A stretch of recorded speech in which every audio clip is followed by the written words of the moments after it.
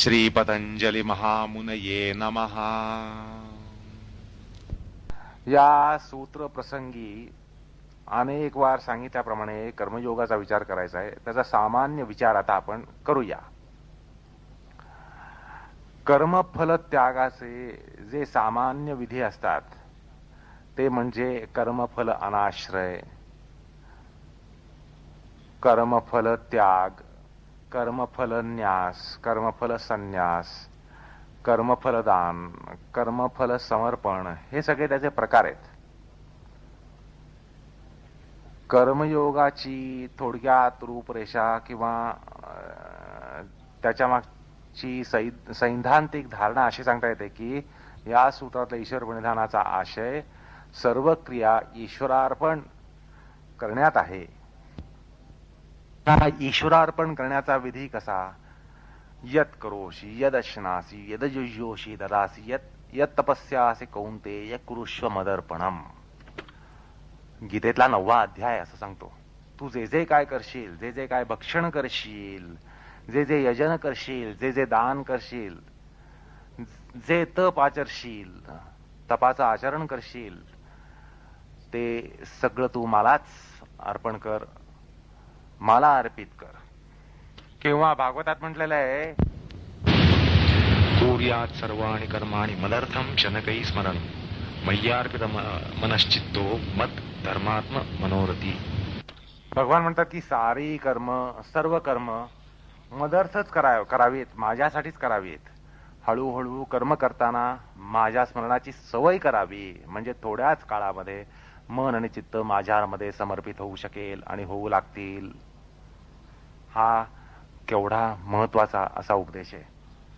आपण सुरुवातीला म्हणतो कर्मफलार्पण कशी करणार? ती भावना, तेवढी भावना, उत्कट भावना पाहिजे ना. तर त्यावर उपदेश आला की सर्व कर्म करताना माझ्या स्मरणाची सवय कर, केवळ सवय कर, आणि त्या सवयीने ती सवय रुळत जाईल. आणि स्मरणपूर्वक कर्म करण्याची सवय केल्यानं तर आपोआप आणि हळूहळू आपल्या कर्मात उदात्तता येईल आणि हाव कमी होईल, आसक्ती कमी होईल. आणि आसक्ती कमी होणं कर्मयोगाचं महत्वाचं आहे आणि आपोआप मग कर्मार्पण व्हावं लागेल.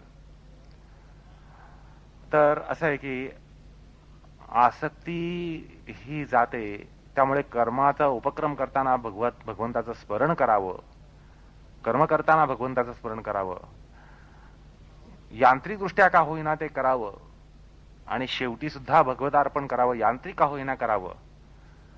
आणि मग हळूहळू सवयीनं चित्त हे समर्पित होऊ लागतं.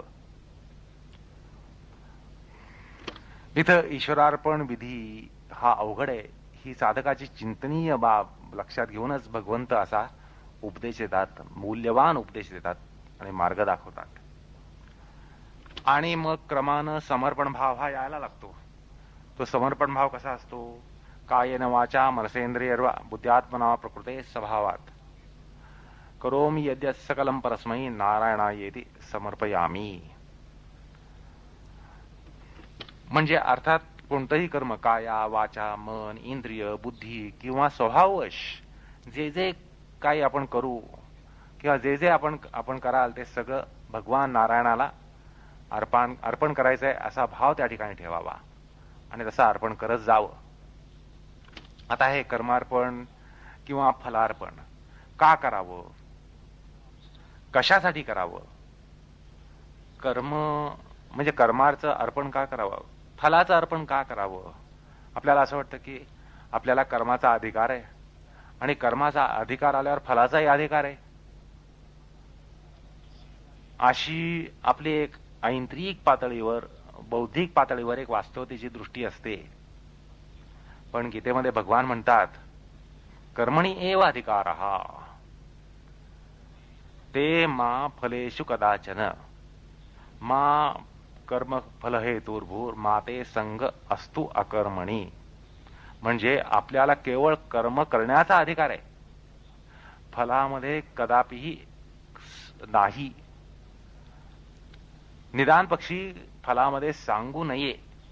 खऱ्या अर्थानं भगवान असं म्हणतात की तुला कर्मामध्ये अधिकार आहे, पण फलामध्ये कर्मफलामध्ये ठेवू नकोस, म्हणजे नाही असं म्हणत नाहीत, पण कर्मफलामध्ये ठेवू नकोस. तुला असं वाटलं की आपल्याला आहे की कर्म केल्यानंतर फलाचा अधिकार का नसावा आहे, तर भगवान म्हणतात तू ठेवू नकोस, फलामध्ये अधिकार सांगू नकोस, मानू नकोस. त्यामुळे कर्मफल वासना ही असता कामा नये. आपल्यामध्ये कर्मफलाची वासना ही हळूहळू कमी कमी व्हायला पाहिजे आणि नाही या पक्षात येऊन ती उतरायला पाहिजे.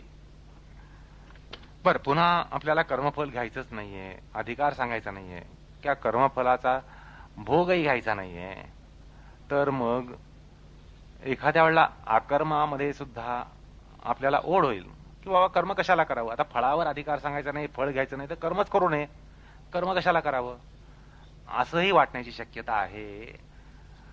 आणि केवळ शक्यता नाही, त्याचं घडू शकेल म्हणून तो सुद्धा उपदेश भगवंत देतात.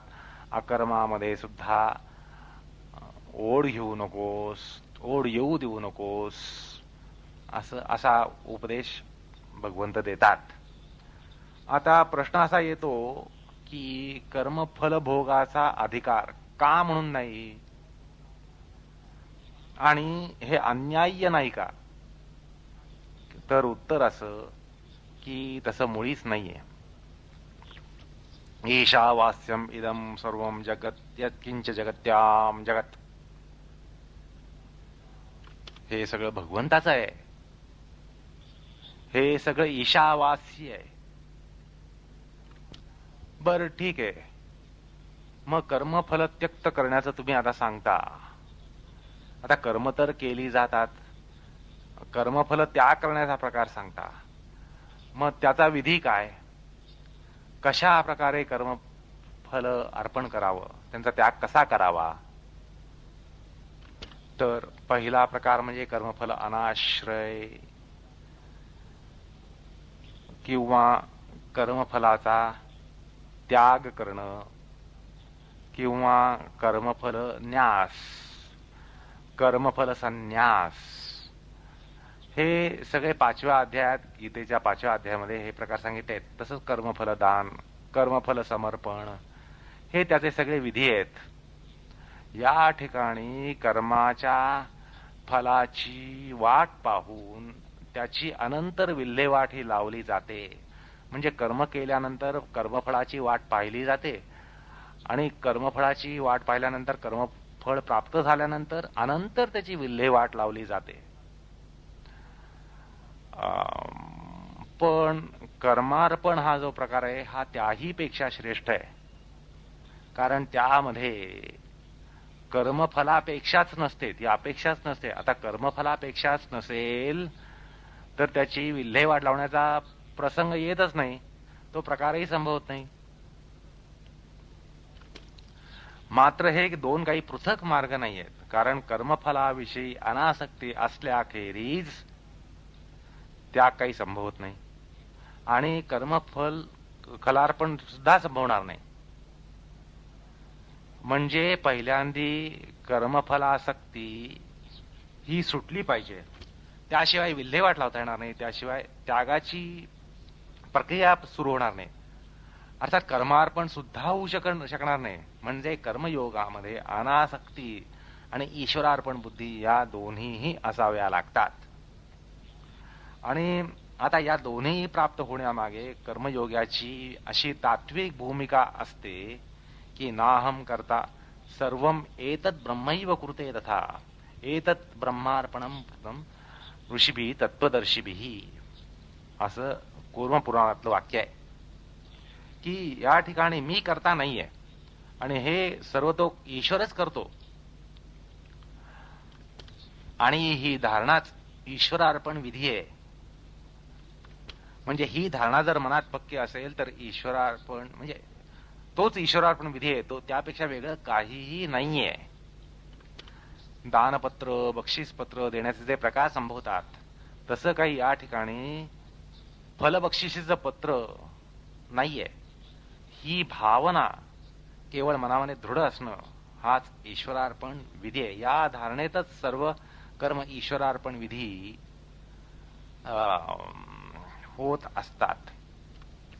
आता मी ईश्वरायत्त असून स्वायत्त नाही, हीच धारणा ईश्वरार्पण विधीला प्रधान ठरत असते, मुख्य ठरत असते. ईश्वराच्या मूर्तीपुढे पत्र फलपुष्पादी अर्पण करण्यासारखा तो विधी नाहीये. आता असं कर्म ब्रह्मार्पण करून काय काय होतं, म्हणजे समजा कर्माचं ब्रह्मार्पण केलं तर काय मिळतं, काय होतं, अशी चौकस बुद्धीचा या ठिकाणी प्रश्न स्वाभाविक आहे.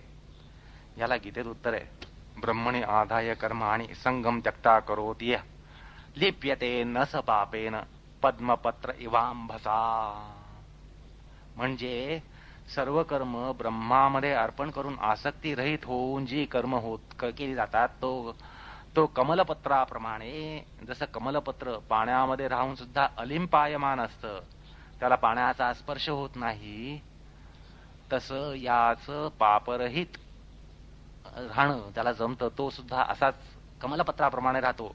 तो पापामध्ये जरी असला तरी पापाचा स्पर्श त्याला होत नाही. कर्मयोगातलं ईश्वरार्पणाची जी महत्सीमा आहे ती म्हणजे आत्मन्यास किंवा आत्मार्पणात असतो. आणि हीच एक सर्वस्वी पराभक्ती असते. आणि त्याचाही विधी भगवद्गीतेत आहे. शेवटच्या अध्यायात मन्मना भव मद्भक्तः मद्याजी माम नमस्कुरु माम एव एष्यसि सत्यम ते प्रतिजाने प्रियसी मे. भगवान म्हणतात की माझ्यात मन योजन करून, माझ्यामध्ये मनाची योजना करून माझा भक्त हो, माझी पूजा करणारा हो, मलाच नमस्कार कर, म्हणजे मलाच प्राप्त होशील. आणि ही माझी सत्य प्रतिज्ञा आहे. कारण तू माझा प्रिय भक्त आहेस म्हणून मी तुझ्यासाठी सत्य प्रतिज्ञा करतो. आता हे कसं शक्य आहे? तर सर्वधर्मान् परित्यज्य मामेकं शरणं व्रज अहं त्वा सर्व पापेभ्यो मोक्षयिष्यामि मा शुच. असो, एकूण क्रियायोगातलं ईश्वर प्रणिधान या कर्मयोगातल्या घटकामुळेच एका अर्थानं परिपूर्ण मोक्षशास्त्रही ठरतं. या ठिकाणी सांगितलेला क्रियायोग म्हणजे ही जी परिभाषा आहे ती स्वतः पतंजलींची आहे असंही नाही. भागवतामध्ये हा क्रियायोग सांगितलेला आहे. भागवतामध्ये अशीच संकल्पना मांडलेली आहे. आणि त्या ठिकाणी सुद्धा कर्मयोग विधीद्वाराच हा क्रियायोग हा सांगितलेला आहे. कर्मयोगाची जर तत्व आपण या ठिकाणी बाणवायला सुरुवात केली तर त्याचा पहिला परिणाम कसा होईल बघा. तर सगळी कर्म ईश्वराच्या स्मरणाने करायची, स्मरणपूर्वक करायची, ईश्वरासाठी करायची, ईश्वराला अर्पित करण्यासाठी करायची, असा एक भाव मनामध्ये दृढ झाला की आपोआपच अशुद्ध पापकर्म ही सुटत जातात. अर्थात पुण्यकर्म ही केली जातात. जसं आपण आपल्या प्रिय व्यक्तीसाठी जर एखादी वस्तू द्यायची म्हटली, एखादी भेट द्यायची म्हटली, तर ती वस्तू किती प्रकाराने आपण चोखंदळपणे परीक्षण करतो. आपल्या प्रिय माणसाला ती द्यायची आहे, आपल्या प्रिय माणसाला चांगली वस्तू मिळावी म्हणून किती खटाटोप करतो. आणि आपल्या हातून निरुपयोगी आणि निकृष्ट आणि वाईट वस्तू जाऊ नये ह्याच्याबद्दल आपण किती दक्ष असतो. तर एकदा भगवंत स्मरणपूर्वक कर्म करायची सवय झाली म्हणजे आपोआप आपल्या मनामध्ये, चित्तामध्ये, वृत्तीमध्ये एक प्रकारे लज्जाभाव प्राप्त होतो, निर्माण होतो. म्हणजे वाईट कर्माबद्दल एक लज्जा निर्माण होते आणि पापकर्मांपासून आपण क्रमाक्रमानं स्वाभाविकपणे निवृत्त व्हायला लागतो. कारण प्रत्येक कर्म हे भगवंताचं स्मरण करून आपल्याला करायचं आहे आणि भगवंताला अर्पण करायचं आहे. मग ते आपलं कर्म किती उत्कृष्ट होईल. हा कर्मयोगी त्याच्या कर्मात एवढं कौशल्य असतं की आपलं कर्म भगवंताला अर्पण करायचंय म्हटल्यानंतर ते किती उत्कृष्ट होऊ शकेल याबद्दल तो किती दक्ष असतो. या ठिकाणी गृहिणीचं एक उदाहरण घेऊया. ज्या वेळेला गृहिणी स्वतःसाठी स्वयंपाक करायचा असेल तर किती आळमटळम करेल, पण तोच स्वयंपाक जो करायचा आहे तो आपल्या प्रिय पतीसाठी आणि मुलांसाठी करायचा म्हटल्यानंतर, किंवा अत्यंत अभिष्ट अशा पाहुण्यांसाठी करायचा म्हटल्यानंतर त्यात किती जीव ओतेल. त्यामुळे कर्मयोगाची तत्व जर आचरायला सुरुवात केली तर साधकामध्ये, कर्मामध्ये कौशल्य, आत्मीयता ही अनेक पटीने वाढत जाईल. भाव मधुरता त्या ठिकाणी येईल. असं समजू नये की कर्मयोग आचरण्यानं माणूस फळाची अपेक्षा धरायची नाही म्हटल्यानंतर पाट्या टाकेल, असं मुळीच होणार नाही. आलं का लक्षात? कर्मफळाचा वर अधिकार सांगायचा नाही, कर्मफल भोग घ्यायचा नाही म्हटल्यानंतर तो कर्माच्या पाट्या टाकेल, असं कधीही आणि कदापिही होणार नाही. हे या ठिकाणी आपल्याला स्पष्ट दिसतं. कर्म करताना त्यात मन ओतलं जाईल, आत्मीयता प्रचंड असेल, त्या कर्माला भावनिक प्रेमाची अशी पोत असेल. आपल्या प्रिय माणसासाठी केलेलं कर्म आणि बळजबरीनं दुसऱ्यासाठी केलेलं कर्म, नको नकोसं वाटत असताना केलेलं कर्म, यामध्ये यातल्या कौशल्यात केवढी तफावत असते. त्यामुळे कर्णामध्ये कौशल्य उतरण्याचा प्रकार या ठिकाणी हा संभवू शकतो. आणि तोही केव्हा तर अनासक्ती असताना. आसक्तीमूलक कर्म केलं तर त्या ठिकाणी कौशल्य हे ओतलं जाईल, पण त्याचबरोबर अनेक शत्रू त्या ठिकाणी उपटतील आपल्या कर्मामध्ये. आसक्तीने जर कर्म केलं, बेबंद कर्म केलं, विचारहीन कर्म, अशा अनेक प्रकारचे दोष त्या कर्मामध्ये संभवतील. आणि ज्याला कॅटॉस्ट्रॉफिक म्हणतात तशा प्रकारचं ते कर्म होईल. मग त्यात तुम्हाला जरी तुमचं इप्सित प्राप्त झालं तरी अनेकांवर वरवंटा फिरवला गेला असेल, बुलडोझर फिरवला गेला असेल, अनेकांच्या इच्छांवर वरवंटा फिरवून मग तुमचा स्वार्थ साधलेला असेल. अर्थात तुम्ही कर्म तितक्याच कौशल्याने कराल, पण अनिष्ठ परंपरेची जी मालिका आहे, समांतर चालणारी अशी जी मालिका आहे ती त्या ठिकाणी लागेल, पण भक्तियोगात ती लागणार नाही. किती महत्वाचं आहे. कर्मामध्ये तेवढंच कौशल्य असेल, आत्मीयता असेल, पण ती मालिका काही पाठीशी लागणार नाही. आता पहिली गोष्ट म्हणजे आपल्यातली पापवासना ही कर्मयोगामुळे कमी होते.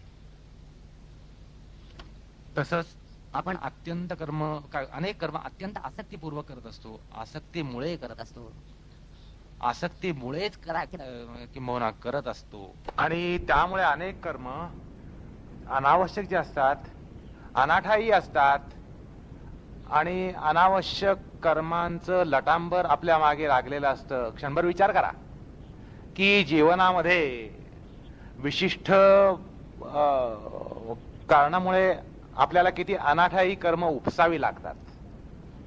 तशाच प्रकारे एकदा आसक्तीचं बाणगुल पाठीला लागलं तर अशी कर्म, अनावश्यक अनाठाई कर्म यांची मालिका आपल्या पाठीशी मागे लागते आणि याचं ओझं आपल्या पाठीवर लागतं. आणि त्यामुळे एकदा कर्मयोगाच्या तत्वांचं पालन किंवा ती तत्व चित्तात रुजू झाली तर अशा कर्मांचा संकोच व्हायला लागेल, अनावश्यक कर्मांचा संकोच होईल. आसक्ती गळल्यावर ती अनावश्यक अनाठाई कर्म ही गळून पडतात आणि या कर्माच्या गिरणीमधनं साधक जरा मुक्त होतो. आकर्माचा विवेक होतो. कुठलं करावं, कुठलं करू नये, कुठलं कर्म योग्य आहे, कुठलं अयोग्य आहे याचा विवेक होईल. कर्तव्याचा विवेक होईल. कुठलं कर्तव्य आहे, कुठलं अकर्तव्य आहे याचा विवेक होईल. तसंच आसक्तीमुळे अनिष्ठ परंपरा मागे लागते. त्याविरुद्ध एकदा अनासक्ती आली की इष्ट परंपरा मागे लागेल. अनासक्ती आल्यानं, आसक्ती गेल्यानं इष्ट परंपरा मागे लागेल. आलं का लक्षात? म्हणजे आसक्ती असली की अनिष्ट परंपरा लागते, आणि अनासक्ती आली की केवळ परंपरा थांबत नाही तर इष्टमालिका मागे लागते. क्षणभर असा विचार करा की अनिष्ट अनुभवांचा लोंढा एकामागे एक आपल्याला जर लागला तर आपली काय अवस्था होईल, आणि इष्ट अशा प्राप्तीचा लोंढा आपल्या मागे लागला तर त्यात काय फरक आहे, किती फरक आहे.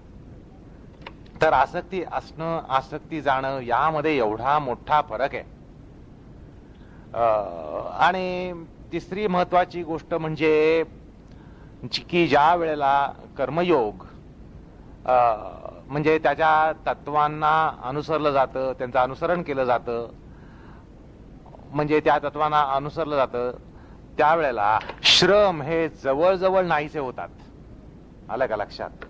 आता असं पहा की आपल्या प्रिय व्यक्तीसाठी केलेलं काम, केलेलं कर्म, केलेला उपद्व्याप याच्यामध्ये आपल्याला काही श्रम जाणवतात का? पण तेच कर्म जर आपल्याला अप्रिय व्यक्तीसाठी करावं लागलं, दुसऱ्या अप्रिय व्यक्तीसाठी करावं लागलं, तर आपल्याला किती श्रम जाणवतील आणि किती श्रम होतील. आणि तेच श्रम जर अप्रिय व्यक्तीसाठी करण्याची वेळ आली तर किती श्रम जाणवतील. ह्याचं एक गणित क्षणभर मनाशी मांडा. आणि श्रमाचा परिणाम आपल्या शरीरावर, मनावर किती होतो हे काही सांगण्याचं कारण नाहीये, हे तुम्हाला सहज गम्य आहे. पण कर्मयोगांच्या तत्वांना अनुसरल्यावर ही श्रमाची बाधा गळून पडते. ना शारीरिक श्रम ना मानसिक श्रम, श्रमाचं वजनच त्या ठिकाणी नाहीसं होतं, श्रमाचा बोजा त्या ठिकाणी नाहीसा होतो. ही अजून आणखीन एक गोष्ट आहे. एक विचार करा की गृहिणीला प्रिय व्यक्तींसाठी स्वयंपाक करण्यासाठी, म्हणजे अगदी 50 माणसं जरी असली तरी त्या लोकांसाठी स्वयंपाक करण्याचा प्रसंग असेल, किंवा जर ती अप्रिय असतील तर या श्रमामध्ये किती फरक असेल, त्यात व्यस्त प्रमाण असेल की नाही. तर असं आहे. चौथी गोष्ट अशी की शांती समाधान. आपल्या प्रिय व्यक्तीसाठी केलेलं प्रिय कर्म, त्याला प्रिय असलेलं कर्म, यामुळे आपल्याला जे शांती समाधान मिळतं त्याचं गणित आहे का? किती अमूल्य आनंद मिळतो.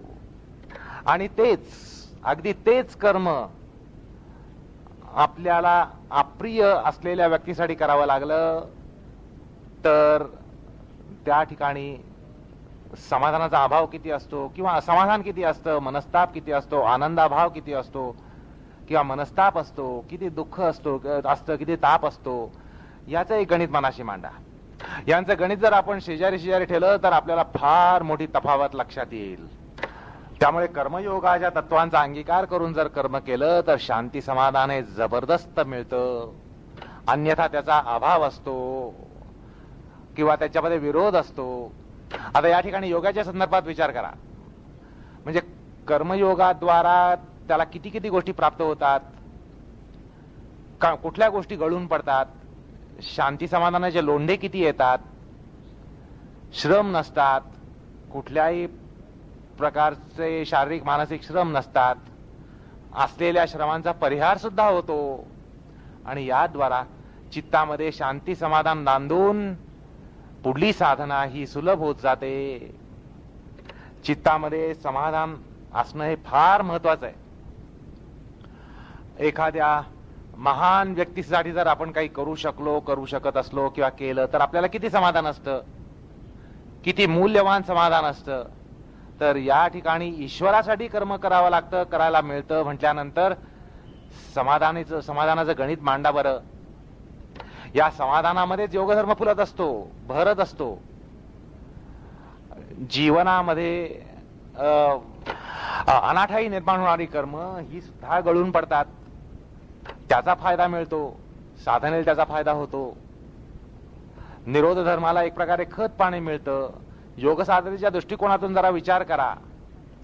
असं आहे, आपल्याला साधनेची दुर्दम्य इच्छा असते, पण या कर्मांच्या लटांबारापायी आपल्याला किती अडथळे येतात, किती प्रकारची विघ्न येतात, आणि अनावश्यक अडथळे असतात. हे सगळे ते या कर्मयोगामुळे नाहीसे होतात. आणि त्यामुळे पुन्हा योगाला उपोद्बलक अशीच कर्म घडू लागतात, असा त्याचा फायदा असतो. त्यामुळे योग हा अति गतीनं गतिमान होतो.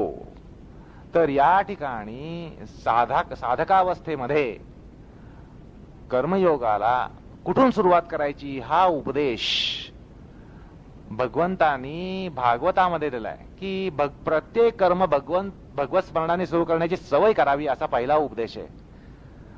म्हणजे तो जरी यांत्रिकतः झाला तरी हरकत नाही, पण एक ती सवय लावून घेतली पाहिजे की प्रत्येक कर्म भगवंताच्या स्मरणाने आरंभ करायचं. किंवा आपोआप उठता बसता खाता पिता शिंकता कुठलंही असो कर्म असो, स्वाभाविक कर्म असो नैसर्गिक कर्म असो, भगवंताचं नाव हे स्वाभाविकपणे यायला लागतं. तुम्ही अशी काही माणसं पाहिली असेल की शिंकता उठता बसता खोकता भगवंताचं नाव घेतात, कारण ती सवय लागून गेलेली असते. तशी सवय लागते, ती अशा प्रकारच्या सवय लावून घेण्यानं होत असते. आणि मग भगवंताचं नाव हे आपोआप स्वाभाविकपणे यायला लागतं. पुन्हा जी कर्म भगवंताला अभिप्रेत नसतील त्याबद्दल मनामध्ये एक प्रकारचा लज्जाभाव निर्माण होतो, किंवा हे कर्म अयोग्य आहे, अधर्म कर्म आहे, अधर्म्य कर्म आहे असं म्हटल्यानंतर लज्जाभाव त्या ठिकाणी प्राप्त होतो. हा एक फार महत्वाचा भाग आहे. या ठिकाणी रामकृष्ण परमहंसाच्या चरित्रातला एक भाग आठवतो की रामकृष्णांचा एक शिष्य प्रामाणिक होता, पण तो एक नंबरचा मद्यपी होता आणि त्याला ती वंचना सुद्धा होती, पण त्याची दारू काही सुटत नव्हती. दारू सुटणं हे अत्यंत अवघड होतं त्याला. त्याने अनेक प्रकारे प्रयत्न केले, उपाय केला, प्रामाणिकपणे उपाय केले, प्रयत्न केला. त्याची इच्छा सुद्धा होती की आपली दारू सुटावी, पण दारू काही सुटेना, त्याला काही यश आलं नाही. तेव्हा रामकृष्ण त्याला म्हणतात, अरे तू दारू प्यायला काही हरकत नाही, तुला सोडता येत नाही ना दारू, पी हरकत नाही, पण एक कर, प्रत्येक घोट घेताना माझं स्मरण कर आणि मला अर्पण करून ती तुझ्या घशात उतरव. त्या दारूच्या पेल्यामध्ये तू मला बघ, दारू घशात घेताना मला अर्पण कर, असा त्यांनी उपदेश केला की मय्यार्पित तू अशी दारू घे. आणि हा उपदेश दिल्या क्षणी त्या माणसाची दारू सुटली. तो त्याला सोडण्याचा उपाय ठरला. त्याने दारूचा पेला भरला, पण दारूच्या पेल्यामध्ये रामकृष्ण बघायचे म्हटल्यानंतर आणि तो घोट त्यांना अर्पण करायचा म्हटल्यानंतर तो घोट काही त्याला दारूचा पेला तोंडाला लावता आला नाही. तर कर्मार्पणामध्ये हे सामर्थ्य आहे. एखादी गोष्ट सोडून देणं, त्याग करणं एवढ्यापुरतं कर्मार्पण विधी नाहीये. कर्मार्पण विधीमध्ये हा प्रकार त्या ठिकाणी येतो की अनुचित कर्म, अनाठायी कर्म, अनावश्यक कर्म, अधर्म्य कर्म ही आपोआप सुटायला लागतात, सुटून जातात. आता भगवद्गीतेमध्ये म्हणतात की मय्यार्पित कर्म कर, सर्व कर्म मला अर्पण कर. त्यालटा केवळ ते भगवंत आहेत किंवा भगवान श्रीकृष्ण भगवंत आहेत म्हणून त्या ठिकाणी अर्पण करण्याचा विधी नाहीये. असं आहे की त्या कर्मार्पणाच्या निमित्तानं सुरापानासारखं व्यसन हटतं. जबरी व्यसन जर हटत असेल तर असं लक्षात घ्या की या कर्मार्पणाने किती प्रकारची कर्म सुटू शकतील. अनाठायी कर्म संपतील, अनावश्यक कर्म संपतील, अयोग्य कर्म संपतील, आपोआप ती सुटत जातील. आणि म्हणूनच हा भगवदार्पण विधी सांगितलाय की अनाठायी कर्म म्हणून सुटतील आणि म्हणून कर्मार्पण विधी आचारावा. अर्थात ती सहज सुटून जातील. कारण असं आहे, जबरी व्यसन जर सुटत असेल तर अशी कर्म का सुटणार नाहीत. असो तर या क्रियायोगाच्या याचं रहस्य हृदयामध्ये, बुद्धीमध्ये, अंतःकरणामध्ये धारण व्हायला पाहिजे. त्याचं रहस्य आपल्यामध्ये वृद्धगत व्हायला पाहिजे, हृदयामध्ये धारण व्हायला पाहिजे. आणि म्हणून कर्मयोगाचं वरच्यावर अनुशीलन, परिशीलन, त्याचा अभ्यास, त्याच्यावर चिंतन, मनन हे व्हायला पाहिजे. म्हणजे ती कर्मयोगाला लागणारी धारणा आपल्यामध्ये रुजेल. भगवद्गीतेमध्ये कर्मयोगाचा उपदेश जागोजागी आलेला आहे. विस्तृत वर्णन, कर्मयोगाचं विस्तृत वर्णन भगवद्गीतेमध्ये आलेलं आहे. आणि मग त्यामुळे भगवद्गीतेचं अनुशीलन, परिशीलन, अभ्यास वरच्यावर व्हायला पाहिजे. असं आहे की चित्तवृत्ती रूप ताकामध्ये कर्मयोग रूप जे लोणी आहे त्याचं मंथन करून करून करून आपल्याला ते लोणी काढून घेतलं पाहिजे.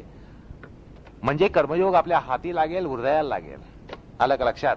चित्तवृत्ती रूप दही आहे, ताक आहे, त्याचं मंथन करत करत करत कर्मयोग रूपी लोणी जे आहे ते आपल्याला हस्तगत करायला पाहिजे. म्हणजे चित्तवृत्ती ह्या सारख्या कर्मयोगपरक विचारामध्ये जर असल्या, गीतेतला कर्मयोग परक विचार जर सारखा चित्तामध्ये घोळत असला तर त्याचं मंथन होईल, आणि मंथन, चित्ताचं मंथन झाल्यानंतर, वृत्तिरूप मंथन झाल्यानंतर कर्मयोग रूपी लोणी हे आपल्या हाताला लागेल, हृदयाला लागेल, मनाला लागेल. आणि ते लागलं, लोणी लागलं की कर्मयोग हा स्वाभाविकपणे आपल्यामध्ये प्रवर्तमान होईल. पण असं आहे की हा जो कर्मयोग आहे, भगवदार्पण विधी जो आहे, त्यासाठी भगवंताबद्दल जबरदस्त अनुराग असला पाहिजे, भगवंतावर प्रेम असायला पाहिजे. म्हणजे प्रॅक्टिकल दृष्ट्या आपल्याला हा प्रश्न या ठिकाणी पहिल्यांदा निर्माण होतो की भगवंतावर जर असं जबरदस्त प्रेम नसेल तर भगवतार्पण होईल कसं? भगवंताबद्दल अनुराग पाहिजे, प्रेम पाहिजे. पाप, अविवेक, अनाठाई कर्म ही जर सुटायची असतील तर अर्पण करण्याचा विधी आहे, पण तो अर्पण करण्याच्या विधीसाठी भगवंतावर प्रेम पाहिजे. प्रेमाशिवाय, भगवंताविषयी अनुरागाशिवाय हा प्रकार संभवेल कसा? त्यामुळे हा पहिला प्रश्न, आद्य प्रश्न साधकाला निर्माण होतो की भगवंताबद्दल इतकं प्रेम कसं निर्माण करायचं. अर्थात कर्मयोगाची सुरुवात करायची कुठे, हा आद्य प्रश्न असतो. साधकाच्या मनामध्ये हा प्रश्न त्याला भेडसावत असतो. तर या ठिकाणी भागवतामधला एक उपदेश आठवतो. तर भागवत म्हणतात सुरुवातीला यांत्रिक दृष्ट्या का होईना प्रत्येक कर्म करताना भगवंताचं नाम, त्याचं स्मरण करायचं, आणि कर्म चालू असताना यथाशक्ती कर्म भगवंताचं नाम घेत जायचं, आणि कर्म संपल्यानंतर भगवंताला अर्पण करण्याचं हे यांत्रिक का होईना सवय लावून घेतली पाहिजे. प्रत्येक कर्म करताना, कर्म चालू असताना, कर्म संपताना भगवंताचं स्मरण करणं ह्याची सवय लावून घेतली पाहिजे. साधकाने याची सवय लावून घेतली पाहिजे. तसंच जमेल तेव्हा भगवंताचं स्मरण करा, ह्याची सवय लावून घ्या. भगवंताचं स्मरण सतत करण्याची सवय एकदा लावून घेतली पाहिजे. अशी सुरुवात करायला पाहिजे. अशा प्रकारचा उपदेश भागवतामध्ये साधकांसाठी आहे. अर्थात भागवतातलं वचन हे मागे उद्धृत केलेलं आहे. हा उपदेश या ठिकाणी आपल्याला या प्रश्नाच्या अनुषंगानं अत्यंत लागू पडतो असं सांगायचं आहे. अर्थात कर्मयोगाचा तो ओनाम आहे. आता असं आहे की आपण सुरुवातीलाच पाहिलं की हा क्रियायोग मध्यमाधिकार्यासाठी आहे, कर्मयोग हा मध्यमाधिकार्यासाठी आहे. हे अनुष्ठान, कर्मयोगाचं अनुष्ठान मध्यमाधिकार्याला सांगितलंय, हे तर स्पष्ट आहे. कारण क्रियायोग हा मध्यमाधिकार्यासाठी आहे, अर्थात त्यामुळे कर्मयोगाचं अनुष्ठान एक मध्यमाधिकार्यासाठी सांगितलं असा अर्थ होतो. अर्थात तोच त्याचा अधिकारी असा तात्विक अर्थ या ठिकाणी निघतो. मध्यमाधिकारी हाच कर्मयोगाचा तात्विक अधिकारी आहे, तात्विकता हा अधिकारी आहे असा अर्थ निघतो. कारण क्रियायोग हा मध्यमाधिकार्याचा आहे असं सुरुवातीलाच सांगितलं गेलं. पण असं आहे, तसं नाहीये. कर्मयोग म्हणून जो आहे त्याचं अनुष्ठान हा आपल्या अवस्थेमध्ये त्याचा आरंभ करता येतो, किंबहुना करायला पाहिजे. कर्मयोगाचं अनुष्ठान नसेल तरी कर्मयोगाच्या वृत्तीचं बीजारोपण, त्याचा अवलंब, त्या तत्वांचा अवलंब आपण करायला पाहिजे. त्याचं अनुष्ठान आपल्याला जमणार नाही, पण तत्वांचं अवलंबन आपण करायला पाहिजे असा अध्यात्माचा आपल्याला उपदेश आहे. असं आहे. एवढंच नाही, योग साधक नसला तरी कर्मयोग हा करायला पाहिजे. कर्मयोग हा आपल्यामध्ये रुजवायला पाहिजे. आलं का लक्षात? म्हणजे योग करो अगर न करो, योग साधक नसला तरी कर्मयोग हा काही त्या ठिकाणी त्याला सवलत मिळत नाही. अध्यात्माच्या मार्गामध्ये कर्मयोग हा अत्यावश्यक असतो. त्यामुळे कर्मयोगाचं अनुष्ठान जरी मध्यमाधिकार्याला सांगितलं असलं तरी त्या तत्वांचं आरोपण, त्या तत्वांचं अभ्यसन, त्या तत्वांचं पालन हे आपण आरंभावस्थेमध्ये सुद्धा करायला पाहिजे असं या ठिकाणी आपण समजून घेतलं पाहिजे. अर्थात कर्मयोगाचं आचरण अत्यंत श्रेयस्कर असतं, अत्यंत उचित असतं, अत्यंत योग्य असतं, अत्यंत अभिमत असतं. अर्थात मग असा अर्थ होतो की तुम्ही आम्ही ज्यावेळेला याचं अनुसरण करू, कर्मयोगाचं अनुसरण करू, त्यावेळेला निश्चितच त्यामध्ये एक प्रकारची यांत्रिकता असणार. पण त्यात गैर काही नाही, त्यात प्रत्यवाय काही नाही. यांत्रिकतेनंच त्याची सुरुवात होणार आणि व्हायला पाहिजे. आलं का लक्षात? मग या ठिकाणी पळवाट काढता येणार नाही का? आमच्यामध्ये ती भावना नाही आणि आमची यांत्रिकता, हे कर्मयोगाचं पालन आमच्यामध्ये यांत्रिकता होतं म्हणून पळवाट काढण्याचं कारण नाही. कारण ते अनुष्ठान आरंभावस्थेमध्ये करता येत नाही, करण्याचंही कारण नाही. तसंच त्यामुळे या ठिकाणी केवळ त्याचं पालन करण्याचा यथाशक्ती आपण प्रयत्न करायला पाहिजे असा अर्थ आहे. असं आहे बघा, प्रणवाचा उपदेश खरं म्हणजे उत्तमाधिकार्याला झालाय, प्रथम पादामध्ये झालेला आहे, असंप्रज्ञा समाधीच्या अधिकार्याला झालेला आहे. पण त्याचा अर्थ असं नाही की आपण प्रणवाचा जप करायचा नाही असं योगशास्त्र सांगतंय. आपण करतोच की, योग साधक म्हणून आपण प्रणव जप करतोच. असं आपण त्या ठिकाणी म्हणत नाही मला काही समाधी लागली नाही, ध्यान लागत नाही तर मी प्रणवजप का करावा, असं काही आपण म्हणत नाही. आपणही प्रणवजप आपल्या परीनं करत असतो, साधना म्हणून करत असतो. तसंच कर्मयोगाचं अनुसरण हे आपण साधकावस्थेमध्ये यांत्रिकतः का होईना ते करायला पाहिजेच. अर्थात कर्मयोगाचं आलंबन आपणही घ्यायला पाहिजे, साधकांनी घ्यायला पाहिजे. जसा आपला प्रणवजप यांत्रिक असतो तसं कर्मयोगाची तत्व यांत्रिकतः पालन करायला काय प्रत्यवाय आहे. पण ज्यावेळेला योग हा प्रतियश होतो तेव्हा त्याचा प्रणवजप हा जसा योगजप होतो, ध्यानजप होतो, तसंच कर्मयोग हा मध्यमाधिकार्याच्या पातळीमध्ये स्वाभाविक होतो. यांत्रिकतः त्यात अजिबात राहत नाही, हे या ठिकाणी निश्चितच आपल्याला समजून घेता येतं. तो जप जसा त्या ठिकाणी दैवी होतो, आध्यात्मिक होतो, तसं या ठिकाणी क्रियायोग सुद्धा हा अस्खलित होतो, दैवी होतो, आध्यात्मिक होतो. प्रश्न म्हणजे मुद्दा असा आहे की आपण आपल्या पातळीमध्ये कर्मयोगाची तत्व जोपासायला पाहिजे, सुरुवात करायला पाहिजे. त्याचं बीजारोपण निदान आपल्याला या ठिकाणी करता येतं आणि ते करायला पाहिजे.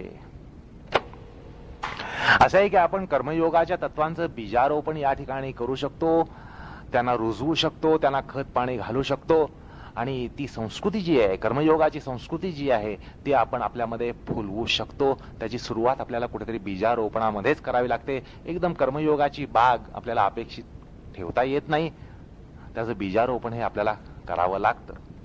आता असं बघा की प्रणव साधनेमध्ये उच्चाधिकारी उत्तमाधिकारी हा प्रणव साधना करतो आणि आपणही करतो. त्यात जो फरक पडतो तसा फरक या ठिकाणी पडणार आहे, राहणार आहे, हे आपण लक्षात घेतलं पाहिजे. नाउमेदी येण्याचं काही कारण नाही या ठिकाणी. पण एखादी गोष्ट यांत्रिकता होते म्हटल्यानंतर आपण ती काही सोडून देण्याचं कारण नाही. प्रणवजप सुरुवातीला यांत्रिकता होणारच, त्याशिवाय सुरुवातच होणार नाही. मग त्याचा अर्थ असं नाही की आपण त्याची सुरुवातच करू नये. तसंच या ठिकाणी कर्मयोगाचंही आहे. कर्मयोगाची सुरुवात ही यांत्रिकतेने होईल, त्याच्यामध्ये एक प्रकारे अनैसर्गिकपणा असेल, पण ती सुरुवात तशी व्हायला पाहिजे आणि ती तशी आपण चालू ठेवायला पाहिजे. एकूण काय तर कर्मयोगाचं अनुष्ठान आपण आरंभावस्थेमध्ये करायला हरकत नाही, करायला पाहिजे, किंबहुना केलंच पाहिजे. त्यामुळे काय होईल की आपला मार्ग हा जास्त सुगम होईल, निष्कंटक होईल आणि आपल्या साधनेला गती मिळेल. असो, या क्रियायोगामध्ये ईश्वर प्रणिधान जे आहे ते कर्मयोग परक आहे असं या ठिकाणी आपण लक्षात घेतलं पाहिजे. हे ईश्वर प्रणिधान कर्मयोग परक आहे आणि हा कर्मयोग समजून घेण्यासाठी भगवद्गीतेशिवाय गत्यंतर नाही. भगवद्गीता हे कर्मयोग शास्त्र आहे आणि म्हणून भगवद्गीतेचा अभ्यास या ठिकाणी हा अंतर्भूत असतो. भगवद्गीतेचा अभ्यास करणं, अनुशीलन करणं, परिशीलन करणं, चिंतन करणं, मनन करणं हा अत्यंत आवश्यक भाग आहे. गीताशास्त्रासारखं कर्मयोग शास्त्र नाहीये. कर्मयोगाच्या अभ्यासासाठी आपल्याला भगवद्गीतेकडे वळायला पाहिजे. भगवद्गीतेमध्ये आपल्याला कर्मयोगाविषयी विस्तृत ज्ञान सापडतं. भगवद्गीता ही किंबहुना कर्मयोग शास्त्रच आहे. म्हणूनच हा कर्मयोग समजून घेण्यासाठी भगवद्गीतेसारखं शास्त्र नाहीये. त्याचं आपल्याला अनुशीलन परिशीलन करायचं म्हटलंय तर ते करण्यासाठी आपल्याला गीतेकडे वळणं, भगवद्गीतेचं अनुशीलन करणं, परिशीलन करणं हा उत्तम मार्ग आहे. कारण गीताशास्त्रासारखा कर्मयोग शास्त्राचा प्रकार नाही. गीताशास्त्रामध्ये कर्मयोग हा अत्यंत काटेकोरपणे आणि फार सूक्ष्मतेने हा दिला गेलेला आहे. कर्म, अकर्म, निष्कर्म, विकर्म, अकर्म ह्या सगळ्या संकल्पना गीतेत स्पष्टपणे मांडलेल्या आहेत. कर्माबद्दल अनेक सिद्धांत हे गीतेत सांगितलंय. महत्वाचा म्हणजे आपण क्षणभर सुद्धा कर्माशिवाय राहू शकत नाही. नाही कशी क्षण जातो तिष्ठती अकर्मकृत. एक क्षण सुद्धा आपला कर्माशिवाय जात नाही, असा महत्वाचा सिद्धांत गीतेत सांगितला गेलाय.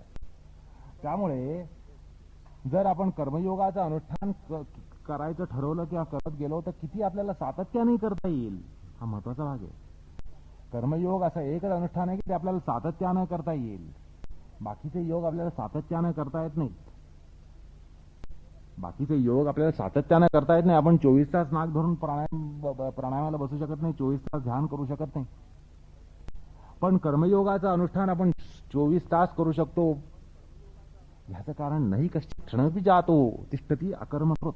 कर्माशिवाय एक क्षणही जात नाही. प्रत्येक क्षण जर कर्माशी अन्वित असेल, कर्मासह असेल, तर प्रत्येक कर्म हे कर्मयोगात्मक होऊ शकतं. म्हटल्यानंतर कर्मयोग याचं अनुष्ठान हे सातत्यानं अखंडपणे होऊ शकतं. त्याचप्रमाणे आपल्याला असंही दिसतं की आपली कर्म तर सुटत नाहीत आणि नकोशी जरी वाटली तरी ती करावीच लागतात. मग अशा वेळेला मनाविरुद्ध कर्म करून आपण मनस्ताप घेतो.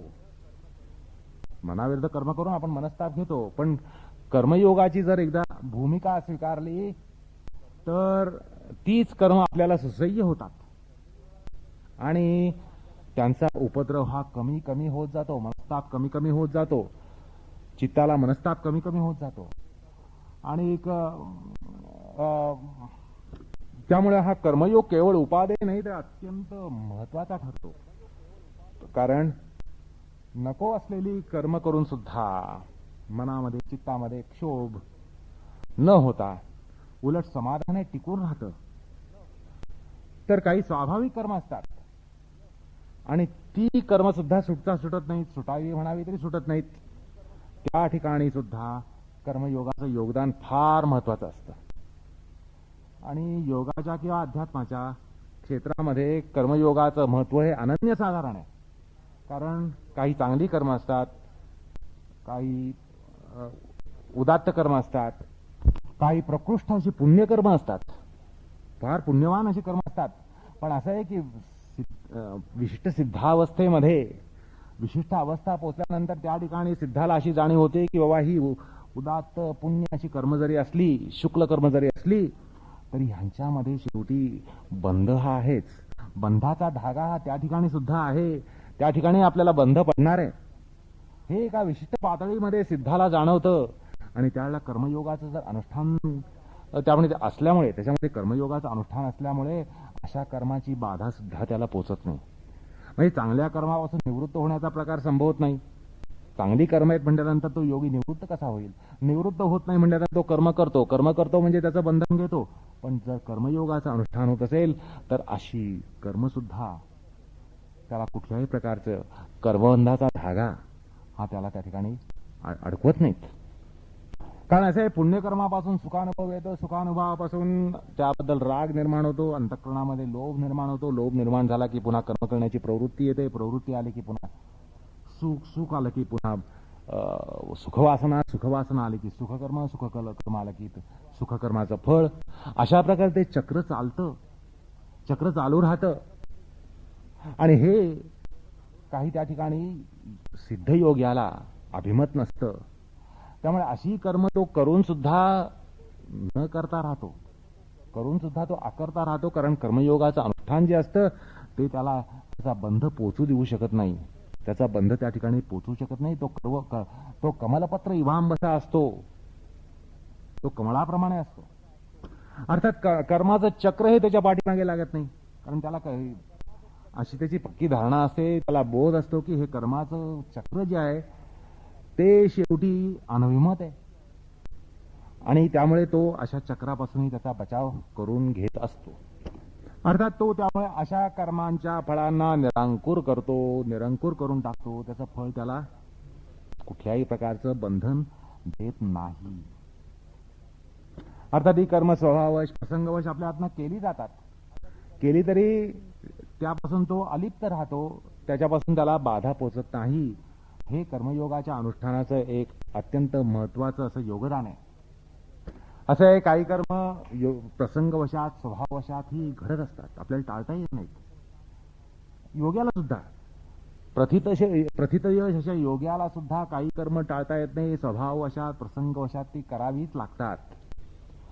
आणि तेव्हा सुद्धा कर्मयोगाच्या चौकडीत ती कर्म बसल्यामुळे त्यांची बाधा त्याला पोचत नाही. आणि कर्मफल वासना, कर्मफल वासना, कर्मफल भोग हे जे चक्र आहे ते चक्र त्याच्या पाठीशी लागत नाही. आणि हा अनुभव आपल्याला सुद्धा घेता येतो. कारण काही कर्म आपल्याला प्रसंगवशात करावे लागतात, स्वभाववशात करावे लागतात, करू नये ती करावे लागतात. आणि अशी कर्म करावी लागली तरी ती करून सुद्धा आपण अलिंपित राहू शकतो. ह्याचं कारण कर्मयोगाचं अनुष्ठान. असो, या कर्मयोगाच्या संबंधामध्ये एक प्रसिद्ध गैरसमजूत असते. बऱ्याच लोकांच्या मनात ही गैरसमजूत अशी असते की कर्मयोग म्हणजे त्या ठिकाणी कर्मफलावर कुठल्याही प्रकारे अधिकार सांगायचा नाही, इच्छा ठेवायची नाही. असं म्हटल्यानंतर कर्मयोग हा प्रकार म्हणजे पाट्या टाकण्याचा प्रकार असावा. म्हणजे पाट्या टाकाव्या, सरळ कर्माच्या पाट्या टाकाव्या, म्हणजे त्या ठिकाणी फळांवर आपल्याला काही इच्छा राहणार नाही. त्यामुळे कर्मयोग म्हणजे कर्माच्या पाट्या टाकणं असाही एक गोड गैरसमजुतीचा प्रकार संभवू शकतो.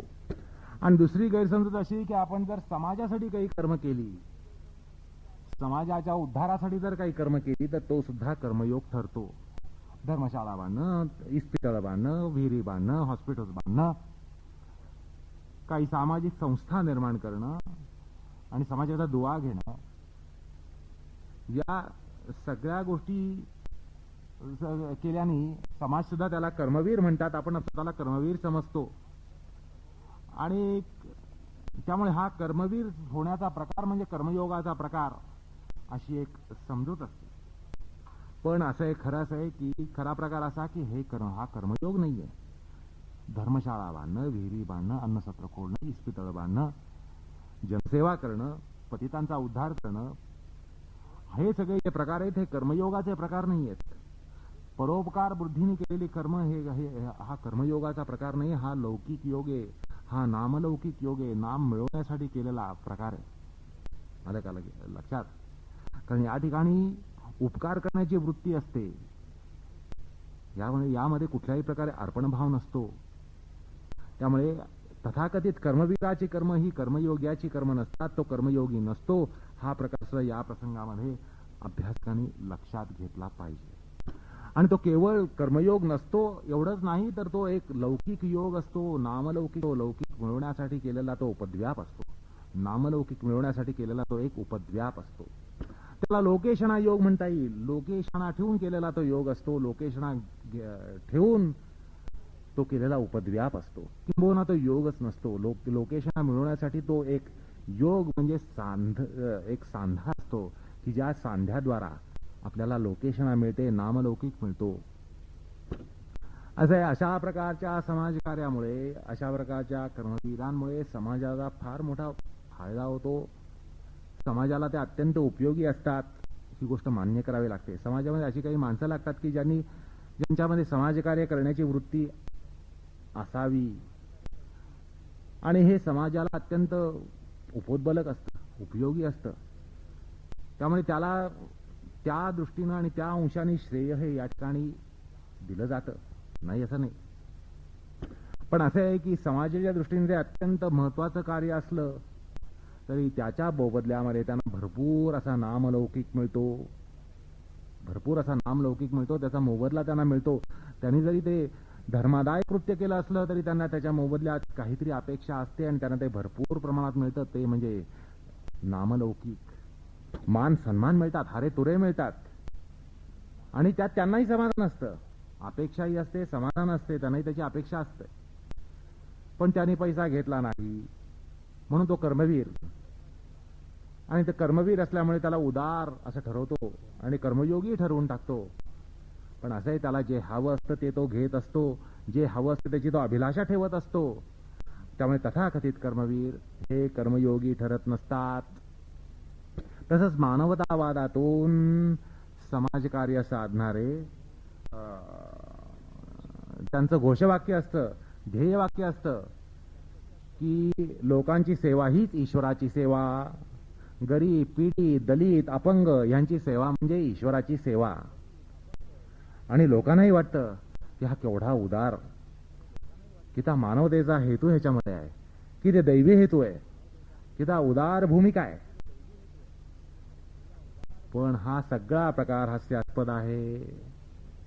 दीन दुबळ्यांची सेवा, दलितांची, पतितांची सेवा करणं, अपंगांची सेवा करणं, हे सेवा कर्म जरी महत्वाचं असलं आणि करायला मनाचा मोठेपणा लागतो हे जरी मान्य केलं आणि समाजामध्ये अशी माणसं लागतात आणि हे सुद्धा मान्य करून त्या मागील त्याला जी पार्श्वभूमी ही दिली जाते की अशा लोकांची सेवा म्हणजे ईश्वराची सेवा. त्यांना असं विचारावं वाटतं का हो तुमचा ईश्वर हा काही लोळा पांगळा आहे का, काणा बहिरा मुका आहे का, दलित आहे का, पतित आहे का, असहाय्य आहे का, दीन दुबळा आहे का? मग त्याला ईश्वर का म्हणता? खरं म्हणजे त्या ठिकाणी असं म्हणायला पाहिजे की अशा लोकांची सेवा करता, ती सेवा करताना आपण ईश्वराची सेवा करतो अशा भावनेनं करा. आणि त्या लोकांवर आपण उपकार करतोय, आपण उपकार करते आहोत आणि ते उपकृत आहेत, ते दलित आहेत आणि आपण त्यांचे धारक पोषक आहोत, पोषणकर्ते आहोत, अशी भावना भूमिका त्या ठिकाणी ठेवू नये. आणि अशा कर्मामागे सुद्धा त्यांच्या स्वतःच्या अहंकाराला ते खत पाणी घालत असतात. जसे तथाकथित कर्मवीर हे आपल्या नावलासाठी आणि शेवटी अहंकारासाठी कर्मप्रवृत्त होत असतात. 4 पायऱ्या खाली उतरून लोकांमध्ये येऊन मिसळल्याचं दाखवतात आणि ते आपण त्या लोकांपेक्षा वेगळे आहोत हे दाखवण्यासाठीच. पण ज्यावेळेला असा भाव असेल की या लोकांची सेवा ही जणू आपण ईश्वराची सेवा करतोय, ईश्वराची सेवा आपण ज्या वेळेला करतो त्यावेळेला तो परमैश्वर्य प्राप्त असा भगवान, सर्वसंपन्न ऐश्वर्यवान असा तो भगवान आणि अशा देवाची सेवा करण्याची आपल्याला संधी मिळते अशी जी भावना असते, ज्याला तुमच्या सेवेची अजिबात आवश्यकता नाहीये पण तुम्हाला त्याची सेवा करण्याची आवश्यकता आहे, तुम्हाला त्याची सेवा करावीशी वाटते. एखाद्या प्रिय आदरणीय व्यक्तीची आपण ज्यावेळेला सेवा करतो, संत महंतांची सेवा करतो, म्हणजे अशा लोकांची सेवा करायला उद्युक्त होतो, त्यावेळेला आपला भाव काय असतो? आपण उपकार करते आणि ते उपकृत मुळीच नाही. तर अशी भावना ही या ठिकाणी पाहिजे. दलितांची, पतितांची सेवा करताना जरी ते अपंग असले, दुबळे असले, पतित असले, दलित असले, तरी त्यांची सेवा करताना आपण उपकार करते आणि ते उपकृत असा भाव त्या ठिकाणी मुळीच असू नये. आणि हे सगळे भाव ज्यावेळेला आपण कुठलंही कर्म करत असताना, कोणासाठी करत असताना ते ईश्वरासाठी करतो आहे अशी जर भावना जोपासली तरच ते शक्य होणार आहे. असो तर या ठिकाणी कर्मयोगाच्या अनुषंगाने कर्मयोगाचा विचार केला. कारण क्रियायोग म्हणजे योग. तर हा क्रियायोग जो उपदेशला या ठिकाणी तो कशासाठी? ज्या कर्मयोगाचं योग्याला आपल्या साधनेमध्ये प्रयोजन काय? तर सूत्रकार लगेच त्या सूत्रात म्हणतात समाधी भावनार्थ क्लेश तनुकरणार्थ, म्हणजे आपल्यामध्ये समाधी भाव प्राप्त व्हावा, योग्यता प्राप्ती व्हावी, समाधीला योग्यता किंवा अनुकूल अशी भूमी प्राप्त व्हावी, समाधीला अनुकूल अशी धारणा प्राप्त व्हावी, योग्यता प्राप्त व्हावी, अधिकार प्राप्त व्हावा आणि तसंच क्लेशांचं तनुकरण व्हावं. क्लेश हे क्षय पावावेत. आपल्यातले जे क्लेश आहेत, अविद्या, अस्मिता, राग, द्वेष, अभिनिवेश, काम, क्रोध, लोभ, मोह, मद, मत्सर, ह्यांचा क्षय व्हावा, त्यांचा अभिभव व्हावा, त्यांचा तिरोभाव व्हावा, त्यांचा नाश व्हावा. आणि या ठिकाणी आपल्याला स्पष्ट दिसतं की ज्यावेळेला आपण कर्मयोगाचा माणूस योगी हा कर्मयोगाचा अनुष्ठान करतो कारण काय की त्याचा अहंकाराचं पोषण कशात होतं तर कर्माद्वारा होतं. कर्माद्वारा त्याचा अहंकार पोषला जातो. कर्माद्वारा आपण असं दाखवतो की आपण 4 लोकांपेक्षा बलवान आहोत, ज्ञानवान आहोत, कर्तृत्ववान आहोत. हे दाखवून त्याचबरोबर आपल्यापेक्षा इतर लोक कर्तृत्वानं किती कमी आहेत, सामर्थ्यानं किती कमी आहेत, हे त्याला दाखवायचं असतं. आणि जसं जसं तो कर्मामध्ये त्याला यश प्राप्त होईल तशा तशा प्रमाणात त्याचा अहंकार हा फुगत जातो, वाढत जातो. अहंकाराचं जंगल वाढत जातं. बर, कर्मामध्ये त्याला यश आलं नाही तर काय, अहंकार खुंटत नसतो, तो वैफल्याने ग्रस्त होत असतो. आणि वैफल्याने ग्रस्त झाला की पुन्हा त्याच बाधा त्याला लागतात. द्वेष, मत्सर हे उफाळतात. म्हणजे कर्माला यश प्राप्त होऊन सुद्धा त्याचा अहंकार, क्रोध, दर्प हे सगळे एरंडासारखे वाढतात. आणि कर्मामध्ये अपयश आलं, यश आलं नाही तर द्वेष, मत्सर, वैफल्य वाढतं, क्रोध वाढतो, मनाची चिडचिड वाढते, चित्तातली चिडचिड वाढते, संतुलन ढळतं.